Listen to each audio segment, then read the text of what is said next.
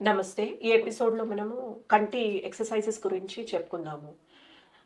Present Gen Z generation వల్ల screen time ఎక్కువైనందువల్ల మనకి కంటి విజన్ అనేది ఎక్కువ సమస్యగా మారింది. కాబట్టి ముందు జాగ్రత్తలుగా కొన్ని ఎక్సర్‌సైజెస్ ఈ ఎపిసోడ్‌లో చెప్పుకుందాము. పామింగ్ ఎక్సర్‌సైజెస్ అనగా 2 అరచేతుల్ని మనం ఇలా రుద్దుకొని కాసేపు ఇలా రుద్దుకున్నట్లయితే ఏదైతే ఆ వేడి, హీట్ అనేది జనరేట్ అవుతుందో ఇలా కళ్ళు మూసి కాస్తంత ఇలా 2 సెకండ్ల పాటు అలా పెట్టినట్లయితే కంటికి విశ్రాంతి అనేది ఏర్పడుతుంది. దీన్ని పామింగ్ ఎక్సర్‌సైజ్ అంటారు.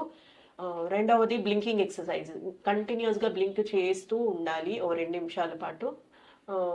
అలా చేసినట్లయితే కంటి డ్రైనెస్ తగ్గుతుంది. మూడవది 20-20-20 రూల్ అనగా 20 సెకండ్ల పాటు 20 అడుగుల దూరంలో ఒక వస్తువుని 20 సెకండ్స్ అలాగే చూస్తూ ఉండాలి. 20 మినిట్స్ 20 సెకండ్స్ చూస్తూ ఉండాలి. అలా చేసినట్లయితే మన విజన్ మెరుగుపడుతుంది. దాంతోపాటు ఐ రోలింగ్ ఎక్సర్‌సైజెస్. పైకి, కిందికి, సైడ్ ఎడమ, కుడి, మళ్ళీ clock vice direction movements, anti clock vice direction movements చేసినట్లయితే మజిల్స్ పటుత్వం ఏర్పడి విజన్ అనేది ఐ విజన్ డిమ్నెస్ కానీ, విజన్ గానీ తగ్గుతూ ఉంటుంది. దాంతోపాటు ఫిగర్ 8 ఎక్సర్‌సైజ్. మనము కూర్చునే ప్లేస్ ముందు గోడ పైన 8 అనే అక్షరము ఊహించుకొని, వాల్ పైన ఉన్నట్లు ఊహించుకొని, అలాగే ఓ 2 సెకండ్లు ఆ 8 అనే అక్షరాన్ని చూసుకుంటూ ఉండాలి.